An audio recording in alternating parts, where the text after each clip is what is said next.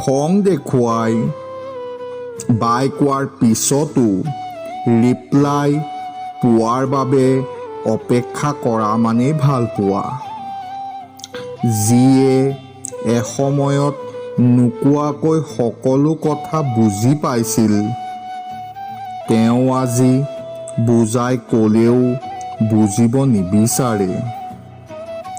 প্ৰিয়জনক দামী ঘড়ী উপহাৰ দিয়াতকৈ প্ৰতিদিন অকণমান সময় উপহাৰ দিয়া।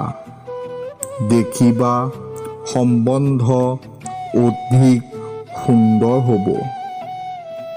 যিয়ে নিজে সংঘৰ্ষত থাকিও আপোনাক সহায় কৰে, সেয়া কেৱল সহায় নহয়, সেয়া আপোনাৰ প্ৰতি ভালপোৱা।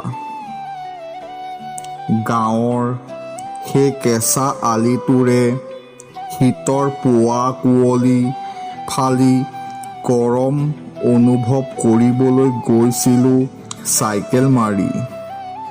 সেইবোৰ এতিয়া স্মৃতি।